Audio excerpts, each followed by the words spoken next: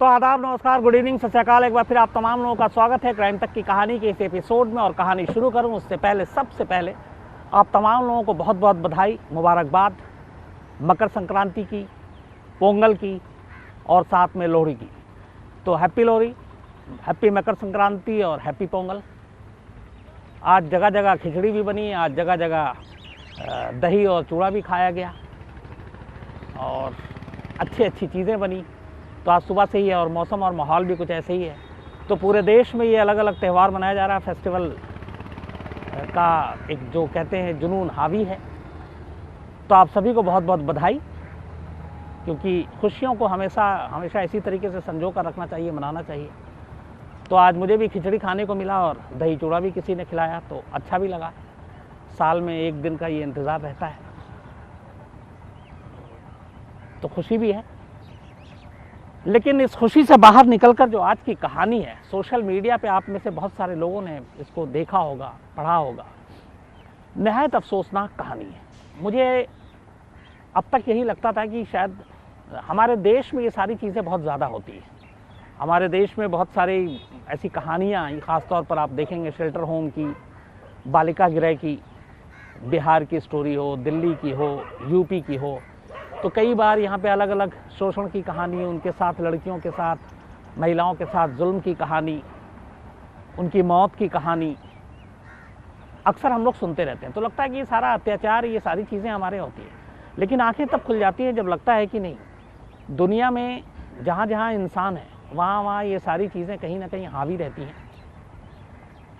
खबर ये है कि आयरलैंड, आपने नाम सुना होगा, और आयरलैंड की एक पहचान ये भी है कि जब से वो क्रिकेट खेलने लगा है तो बहुत सारे हमारे हिंदुस्तानी भी जानते हैं। कभी ये ब्रिटेन का पार्ट हुआ करता था और ब्रिटेन इस पे राज किया करता था, अंग्रेज़ों की हुकूमत थी। लेकिन फिर बाद में लड़ाई हुई, उसके बाद समझौता हुआ और रिपब्लिक ऑफ आयरलैंड एक अलग देश बना, उनकी अपनी अलग संस्कृति, सब कुछ। उसे आयरलैंड की कहानी है। कहानी वाकई दहलाने वाली है कि आयरलैंड में 9,000 बच्चों की मौत की कहानी है। और इन 9,000 बच्चों की जिस तरीके से मौत हुई वो दहलाने वाली है। अब खबर ये है कि आयरलैंड के जो प्राइम मिनिस्टर हैं वो इसी वीक शायद पार्लियामेंट के अंदर माफ़ी मांगेंगे पूरे देश से, और उन्होंने कहा इसको राष्ट्रीय शर्म बताया। 50 से 56,000 ऐसी महिलाएं थी जिन्होंने ये जुल्म सही, और जो 9,000 बच्चे जिनकी जान गई, जिनको मारा गया, जिनका कत्ल हुआ, कत्लेआम हुआ, वो आयरलैंड की कुल पैदा होने वाले बच्चों की अगर हम परसेंटेज की बात करें तो करीब 15% है। मतलब जितने आयरलैंड में बच्चे पैदा हुए उनमें से 15% को इस तरीके से मारा गया, कत्ल किया गया। और वो सब क्यों? धर्म के नाम पर।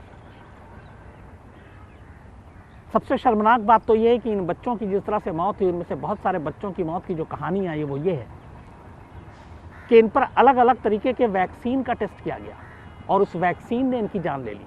कहते हैं कुल 7 तरह की अलग अलग 7 टाइप ऑफ वैक्सीन इन बच्चों के ऊपर आजमाया गया और इन बच्चों की जान चली गई।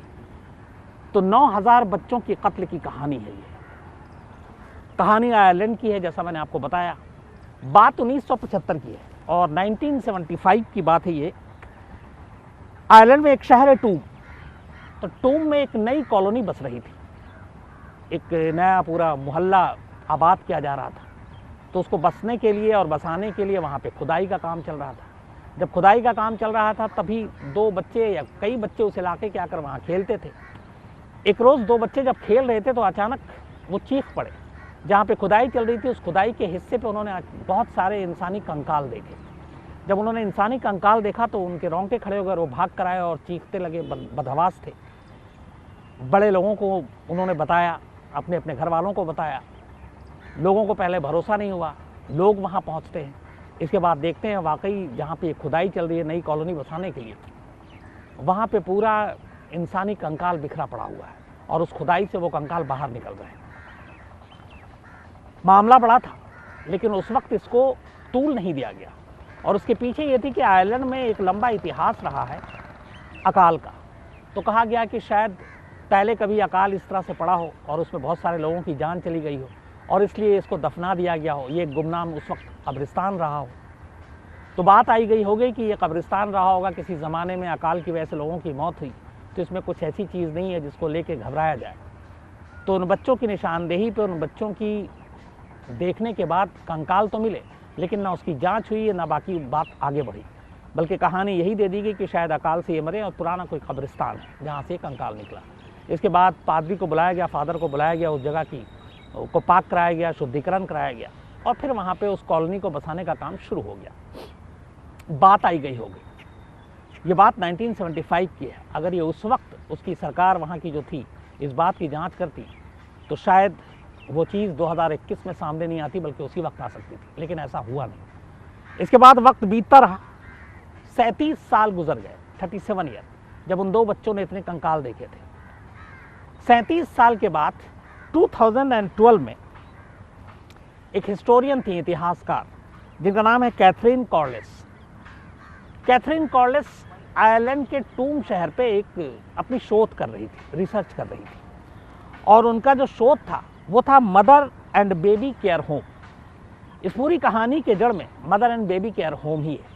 Mother and baby care home में कैसे क्या कुछ हुआ, कैसे शुरुआत हुई, इसके ऊपर इतिहासकार कैथरीन ये अपनी एक स्टडी कर रही थी।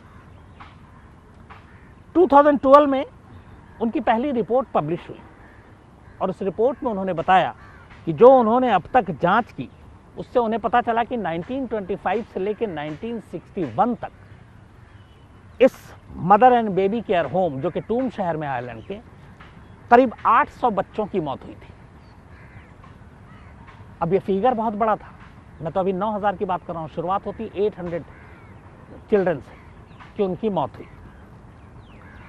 लेकिन हैरानी वाली बात ये थी उनकी रिसर्च में कि इन 800 बच्चों की मौत जिस केयर होम में हुई, mother and children care home में, उन 800 बच्चों को कहाँ दफनाया गया इसका कोई रिकॉर्ड न केयर होम के पास है, न सरकार के पास है, न किसी चर्च जो संस्था है वहाँ की जो इसको चलाती है, न उनके पास है। तो अब सवाल ये था कि इतनी बड़ी तादाद में बच्चों की मौत हुई, उन्हें दफनाया कहाँ गया, उनका कब्र कहाँ है? तो नतीजा यही निकला कि शायद उन्हें गुमनाम जगहों पे, अलग अलग जगहों पे दफना दिया गया। फिर यहाँ सवाल उठा कि फिर अलग अलग जगहों पे दफनाने की क्या वजह थी? मौत हुई तो फिर पूरे रस्म और रिवाज के साथ दफनाना चाहिए। इन सवालों के जवाब नहीं मिले तब। लेकिन कैथरीन की इस रिपोर्ट के पब्लिश होने के बाद आयरलैंड में हंगामा मच गया, क्योंकि बात 800 बच्चों की मौत की थी और बात 800 बच्चों की मिसिंग कब्र की थी कि उन्हें कहाँ दफनाया गया। तो जब उनकी रिपोर्ट आई तो मीडिया में भी हंगामा मच गया वहाँ पे। इसके बाद आयरलैंड सरकार को पहली बार दबाव में आना पड़ा और आयरलैंड सरकार ने कैथरीन की इस रिपोर्ट के बाद, चूँकि मीडिया में शोर उठा, 800 बच्चों की मौत की बात थी, उनके कब्र, उनके दफनाने का रिकॉर्ड नहीं था, तो आयरलैंड सरकार ने फिर इस पूरे मामले की जांच कराने का फैसला किया और इसके लिए एक कमेटी बनाने का ऐलान कर दिया। अब कमेटी बनाई गई और कमेटी बनाने के बाद 2012 की बात थी। कमेटी ने पहले अपना काम, जांच की, रिसर्च किया। इसके बाद टूम शहर में 2016 से खुदाई का काम शुरू किया और ये खुदाई का काम ठीक उसी जगह शुरू किया गया जहां सबसे पहले 1975 में 2 बच्चों ने इंसानी कंकाल देखा था, जब कॉलोनी को बसाने का काम शुरू हुआ था। और ये जो खुदाई हो रही थी, पता चला कि ये उस वक्त, उस जमाने में ये केयर होम का ही एक हिस्सा था। तो खुदाई शुरू हुई। खुदाई जब शुरू हुई तो उसके बाद उस जगह से और भी सैकड़ों कंकाल बाहर आ गए। 1975 में कुछ कंकाल बच्चों ने देखे थे और उसके बाद 2016 में और भी सैकड़ों कंकाल सेम उसी जगह से मिले। तो अब लापरवाही की हद देखिए कि अगर उसी वक्त ये जांच होती और खुदाई होती तो शायद ये कहानी उस वक्त अपने अंजाम तक पहुंच सकती थी। लेकिन न सरकार ने ऐसा किया, न बाकी लोगों ने किया और इस मामले को उस वक्त अकाल में मौत हुई ये कहकर इस कहानी को दबा दिया गया था।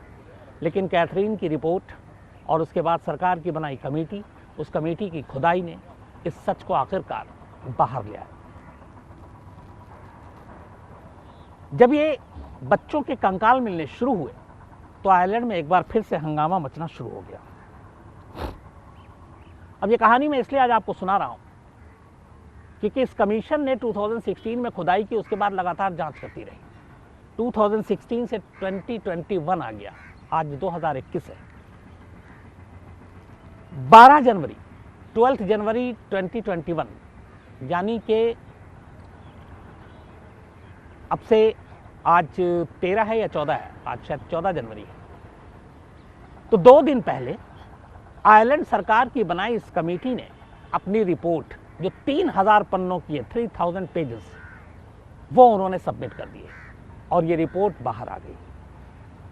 इस कमेटी की 3000 पन्नों की इस रिपोर्ट ने पूरी दुनिया में एक तरह से कोहराम मचा दिया, क्योंकि इस रिपोर्ट में जो सच है वो इतना कड़वा है कि जो भी सुना वही दंग रह गया। बात कैथरीन के उस रिपोर्ट से थी जो 2012 में आई, जिसमें 800 बच्चों की मौत की बात थी। लेकिन इस कमीशन की रिपोर्ट में ये कहा गया कि 1922 से लेकर 1998 तक, यानी कि 76 ईयर, 76 साल तक, आयरलैंड के 18 mother and children care home में 9000 से ज्यादा बच्चों की मौत हुई। 1922 से 1998 तक जो ऐसे केयर होम थे, 18, सिर्फ इन 18 केयर होम जो पूरे आयरलैंड में चला करते थे, इनमें 9000 बच्चों की मौत हुई, या यूं कहें कि इनका कत्ल हुआ। यह पहला खुलासा था। दूसरा खुलासा यह था कि जितने भी केयर होम थे ये वहां के कैथोलिक चर्च चलाते थे और राज्य सरकार उनको फंड देता था। आयरलैंड में कैथोलिक चर्च का बोलबाला है, वहां पर उसी के मानने वाले ज्यादातर लोग हैं। अब सवाल ये कि जो केयर होम में 9000 बच्चों की मौत की बात आई और ये सारे केयर होम वहाँ के कैथोलिक चर्च के लोग चला रहे हैं, तो कैथोलिक चर्च का इन बच्चों की मौत से क्या लेना देना, उनका क्या रिश्ता? इस सवाल ने और भी ज़्यादा हंगामा खड़ा कर दिया। इस सवाल के जवाब की जो कहानी थी वो ये थी कि जब ग्रेट ब्रिटेन से लड़ाई के बाद एक समझौते के तहत आयरलैंड एक आज़ाद देश बना, तो उस देश बनने के बाद वहाँ पे उनकी अपनी एक सोच थी और कैथोलिक के मानने वाले आयरलैंड में सबसे ज़्यादा थे। तो वहाँ पे कैथोलिक चर्च का दबदबा था, बोलबाला था और उनके खिलाफ कोई जा नहीं सकता था। कैथोलिक चर्च के अपने दबदबे के बीच में बहुत सारी चीज़ें थी धार्मिक कट्टरवाद को लेकर, जिसमें एक सबसे बड़ी चीज़ थी कि कैथोलिक चर्च की तरफ से ये कहा गया था कि बिना शादी के कोई बच्चा अगर पैदा करता है तो वो गलत है और उसको लोग वहाँ अपराधी की नज़र से देखते थे। पहली चीज़, मतलब आप बिना शादी से पहले आप सेक्स नहीं कर सकते, और अगर एक कुंवारी कोई लड़की प्रेग्नेंट हो गई तो फिर उसको समाज से अलग थलग कर दिया जाता था और उसको भी एक अपराधी की नज़र से देखा जाता था। नंबर 3, अगर कोई कुंवारी लड़की प्रेग्नेंट हो गई और वो गर्भपात कराना चाहे तो वो भी गलत था और उसको भी एक अपराधी के तौर पर देखा जाता था। तो यानी ना आप शादी से पहले सेक्स कर सकते हैं, ना आप बच्चा पैदा कर सकते हैं और ना ही गर्भपात करा सकते हैं। ये कैथोलिक चर्च का उस वक्त इतना ज़बरदस्त असर था कि जो भी इस नियम को तोड़ता वो वहाँ पे एक अपराधी, एक मुजरिम की नज़र से देखा जाता था। लेकिन बहुत सारे लोग थे जो इन चीज़ों को नहीं मानते थे और यहीं से इस कैथोलिक चर्च और इस केयर होम के पैदाइश की कहानी शुरू होती है। हुआ यह कि बहुत सारी ऐसी लड़कियां जो कुंवारी थी प्रेग्नेंट हो गई। अब वो क्या करें, क्योंकि कानूनन वो गर्भपात भी नहीं करा सकती और फिर समाज उनको धिक्कार रहा है, उनको गलत नज़रों से देख रहा, अपना नहीं रहा है। तो कुछ ऐसे केसेस हुए उस वक्त, कुछ लड़कियों की मौत भी हो गई, कुछ ने सुसाइड किया। अब इन चीज़ों को ये करने के लिए फिर सरकार ने एक फैसला किया कि इसके लिए कुछ करना चाहिए। तब उस वक्त कैथोलिक चर्च सामने आया और उसने कहा कि जो बिन ब्याही माँ हैं, जो प्रेग्नेंट हैं, उनके लिए इस तरह के एक चिल्ड्रन केयर होम बनाया जाएगा और इसी होम में इन अविवाहित कुंवारी लड़कियों को जो प्रेग्नेंट है रखा जाएगा। वहाँ उनकी डिलीवरी होगी और न सिर्फ उस गर्भवती लड़की की बल्कि उसके होने वाले बच्चों की पूरी परवरिश होगी, अच्छे से उनका रहन सहन होगा, उनका इलाज होगा, खाना दिया जाएगा, कपड़े दिए जाएंगे। और इसके बाद एक एक कर ऐसे 18 केयर होम आयरलैंड के अलग अलग इलाकों में खोले गए। लेकिन ख़ास ध्यान ये रखा गया कि ये जितने भी केयर होम थे ये शहर की आबादी, इज़्ज़तदार लोगों के इलाके से दूर सन्नाटे में खोले जाए, क्योंकि सोच वही थी ये सब अपराधी हैं। तो समाज के बीचों बीच कुंवारी लड़कियों की डिलीवरी करवाना, उनको रखना, उनका पालन पोषण करना वो कैथोलिक चर्च के हिसाब से गलत था। तो उन्होंने ऐसे सारे केयर होम खोले दूर दराज के इलाकों में। 18 केयर होम खोले गए, सरकार ने फंड दिया कैथोलिक चर्च को कि ठीक है, आप ये अच्छा काम कर रहे हैं, जो अविवाहित लड़कियां हैं उनके डिलीवरी के लिए, उनके बच्चों के पालन पोषण के लिए, तो बाकायदा पैसे देने शुरू हुए। लेकिन असलियत ये थी कि कैथोलिक चर्च की तरफ से खोले गए इन केयर होम में वो सारी चीज़ें होती ही नहीं थी, जो अपने देश के कई ऐसे केयर होम के किस्से आपको पता है, समय समय पर आता रहता। आखिरी बिहार का मामला था उस बालिका गृह का।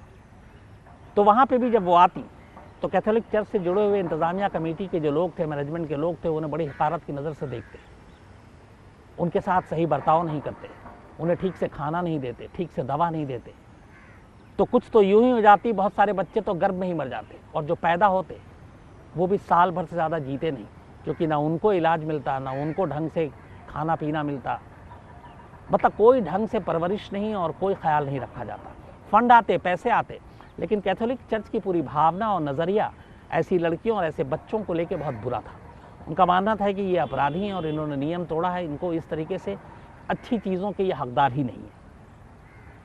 तो ना मेडिकल केयर होता, ना उनको खाने पीने का कोई ख्याल रखा जाता, और इस वजह से बहुत सारे बच्चों और इवन लड़कियों की भी मौतें होने लगी।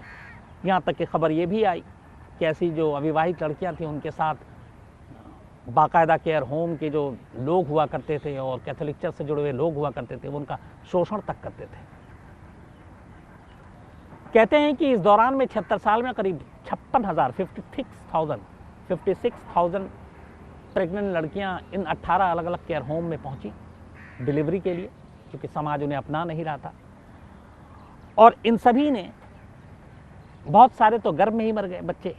जो बच्चे पैदा हुए, साल भर भी शायद उन्होंने अपना पहला बर्थडे भी नहीं मनाया, उनकी मौत हो गई लापरवाही की वजह से। कुछ बच्चे जो बचे वो अलग शोषण के शिकार हुए। वहाँ पे उनके ऊपर अलग अलग रिसर्च किया गया, और कहते हैं कि टोटल 7 ऐसी वैक्सीन थी जो इन बच्चों के ऊपर आजमाया गया, और इस वैक्सीन के टेस्ट से बहुत सारे बच्चों की मौत हो गई। तो जब इन बच्चों की मौत होने लगी और इनको एक तरह से अलग अलग टॉर्चर करके भी मारा गया, खाना पीना भूखा तो रखा जाता ही था, तो फिर इनको क्या करें? तो इनकी मौत और इनकी लाश को छुपाने के लिए दुनिया से इन्हें अलग अलग जगहों पे यूं ही, जो उनका अपना एक कब्रिस्तान हुआ करता था कैथोलिक उनका, वो उन ऑफिशियल कब्रिस्तान में इन बच्चों को, जो ख़ास तौर पर बिना शादी के माँ बनी, कुंवारी माँ बनी और बच्चे को जन्म दिया, उनको नहीं दफनाया जाता था। और बच्चों की मौत का आंकड़ा बहुत ज़्यादा था, इसलिए उन्हें अलग अलग जो केयर होम थे, वहीं पे एक तो केयर होम दूर दराज के इलाके में, जैसे मैंने आपको बताया कि उन्होंने खोला हुआ था, तो वहाँ पे कोई देखने वाला नहीं, तो उसी के आसपास सुनसान इलाके में गड्ढा खोद कर उन बच्चों को वो दफना देते। कई बच्चों को कहा गया, बेचा भी गया, जो बच्चे फिर भी ठीक ठाक निकले उनको बेचकर बाकायदा पैसे कमाए गए। इन सारे, जब कमेटी ने 18 केयर होम के रिकॉर्ड खंगाले तो उसमें हज़ारों बच्चे के तो रिकॉर्ड ही नहीं मिले, जो हुए कि पैदा है, लेकिन कहाँ गए नहीं मालूम, क्योंकि जो कंकाल मिले कम से कम 9,000 के करीब इन्होंने अभी तक बच्चों की मौत की बात कही है, लेकिन 9,000 के अलावा भी जो रिकॉर्ड है उसमें बहुत सारी चीज़ें मिसिंग हैं। तो बहुत सारे बच्चे गायब हैं। उनके बारे में ये भी है कि शायद उनको अलग अलग जगहों पे बेच दिया गया, भेज दिया गया। तो जब ये सारी चीज़ें हुई, और इससे पहले एक और चीज़ भी थी कि 1998 में जब ये मामला 1975 में उस बच्चे का आया, और उसके बाद धीरे धीरे ये बात सुगबुगाहट मीडिया में थी, तो कैथोलिक चर्च के इन केयर होम के ऊपर जब उंगलियां उठी तो और ज़्यादा इस मामले में हंगामा ना हो, 1998 में ऐसे जितने भी केयर होम थे उसको बंद कर दिया गया। जो आखिरी केयर होम था वो 1998 तक ही था, इसके बाद बंद कर दिया गया, ताकि इस तरह के जुल्म की कहानी दुनिया के सामने ना आ सके। आयरलैंड के इस वक्त जो प्राइम मिनिस्टर हैं, प्रधानमंत्री हैं, वो हैं माइकल मार्टिन। इस कमेटी की रिपोर्ट के आने के बाद आयरलैंड के प्राइम मिनिस्टर ने ये कहा है कि आयरलैंड के इतिहास की सबसे शर्मनाक घटना है, और इससे ज़्यादा शर्मनाक घटना और कोई हमारे देश में अभी तक, मतलब इससे बड़ी शायद नहीं हुई। तो एक प्राइम मिनिस्टर का ये कहना, उन्होंने बाकायदा ये कहा है, उन तमाम बच्चों जिनकी मौत हुई, जिनकी माँओं की मौत हुई, और जिनकी माँ जो डिलीवरी के बाद वहाँ से निकल गई, बाद में उन्हें पता चला इस कमेटी के ज़रिए कि उनके बच्चों की तो मौत हो गई, उन सभी परिवार से और पूरे देश से माइकल मार्टिन ने, आयरलैंड के प्राइम मिनिस्टर ने, इसी वीक वहाँ की पार्लियामेंट में माफ़ी मांगने का ऐलान किया और वो बाकायदा ऑफिशियली इस बारे में माफ़ी मांगी। अब यहाँ तक तो कहानी ये है कि 9000 बच्चों की मौत हुई एक आंकड़े के मुताबिक, लेकिन इसके बाद जो रिपोर्ट आई उसमें जो कमेटी में लोग थे, उन्हीं कमेटी के लोगों के हिसाब से माने तो ये फिगर शायद 9000 बच्चों की मौत का नहीं बल्कि इससे भी ज़्यादा का है, क्योंकि बात 1922 से 1998 तक करीब 76 साल 76 ईयर है, जब 18 केयर होम, आखिरी केयर होम 1998 में जो था जिस पे ताला लगाया गया, तो 76 सालों में 56,000 ये तो डेटा जो कलेक्ट किए गए हैं वो आए, ऐसी कुंवारी लड़कियां जो प्रेग्नेंट थी इन 18 केयर होम में पहुंची। उन 56,000 में से 9,000 बच्चों के मरने की बात आ रही है। अब यहाँ पे ये है कि 56,000 प्रेग्नेंट पहुंची थी, तो 9 के बाद भी अगर हम देखें तो करीब 47,000 महिलाओं ने भी बच्चों को जन्म दिया। उनमें से भी बहुत सारे बच्चों का रिकॉर्ड ही नहीं है कि वो कहाँ हैं, जिंदा हैं कि नहीं है, न इस केयर होम के रिकॉर्ड पे है, फाइल पे, न कहीं और है। तो ये भी है कि ये फिगर 9,000 है या उससे ज़्यादा है, लेकिन कहानी इसलिए दहलाने वाली है कि धार्मिक कट्टरवाद के नाम पर एक समाज में कुंवारी लड़कियों के साथ जिस तरह से बर्ताव किया गया, उनके बच्चों को जिस तरह मारा गया, उनके बच्चों के ऊपर जिस तरीके से बिना माँ बाप से पूछे हुए, बिना किसी की सहमति के अलग अलग वैक्सीन के ट्रायल किए गए। आपको पता है कि अभी कोरोना की जो वैक्सीन के ट्रायल हो रहे हैं उसमें बाकायदा वॉलंटियर्स लिए जाते हैं, पूछा जाता है, आपसे फॉर्म भराया जाता है कि आप इसमें शामिल होंगे अपनी मर्जी से, नहीं होंगे, तब अगर उसकी सहमति है, उसकी हामी है, तब आप उसके ऊपर ट्रायल कर सकते हैं।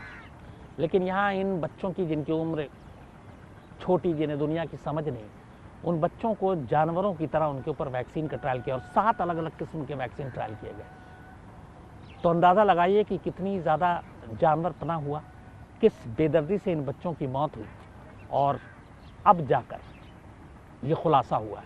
एक हिस्टोरियन के रिसर्च की वजह से ये सच सामने आया। अगर वो कैथरीन शायद ना करती इस पे शोध, तो इन सारी बच्चों का ये सामूहिक कब्रगाह आज भी छुपा रहता, एक राज होता।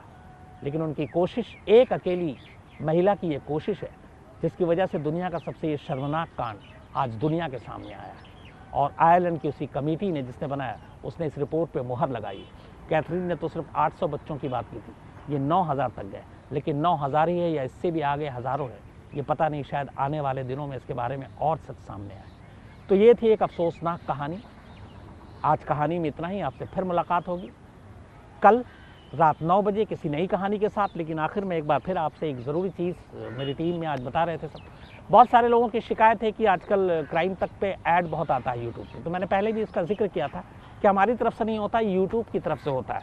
एक नई चीज़ मुझे पता चली, वो ये है कि इंडियन टाइम 9 बजे जो कहानी का वक्त होता है, जो आपको कहानी सुनाता हूँ जिस वक्त ये शुरू होता है 9 बजे रात, अगर इंडियन टाइम रात 9 बजे आप ठीक ये कहानी सुनना शुरू कर दें तो उस वक्त आपको इसमें कोई ऐड नहीं मिलेगा। लेकिन रात 10 बजे के बाद इसमें ऐड डलना शुरू हो जाता है और फिर ऐड आता है, और बहुत सारे ऐड आते हैं जो आप लोगों की शिकायत है। तो अगर ठीक 9 बजे आप इसे देखेंगे तो 9 बजे से जब कहानी शुरू हो, जब तक ख़त्म हो, तब इसमें ऐड नहीं आया था। मुझे ऐसा बताया दीपक ने आज ही। हालांकि मैं ये भी जानता हूँ कि क्राइम तक फैमिली के लोग पूरी दुनिया में हैं, लगभग हर देश में हैं, तो हर एक के लिए टाइमिंग का भी अलग अलग है।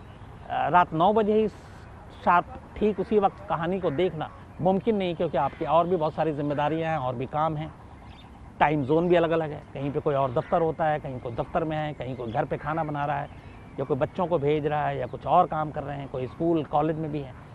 लेकिन फिर भी ये बताना मेरा फ़र्ज़ था कि अगर 9 बजे आप ठीक कहानी सुनते हैं तो उस वक्त कोई ऐड नहीं मिलता। लेकिन जैसे ही उसके बाद कहानी ख़त्म होती है और रात 10 बज जाता है, उसके बाद ऐड का सिलसिला शुरू होता है, जिसमें हम मजबूर हैं। मेरा इसमें कोई हाथ नहीं है, रोल नहीं है, क्योंकि मैं भी आप ही की तरह हूँ। अगर मैं कोई चीज़ देखता हूँ और बीच में उसमें कोई ऐड आ जाता तो बड़ा डिस्ट्रैक्ट होता है और बुरा भी लगता है। तो मुझे ये बताना था आपको।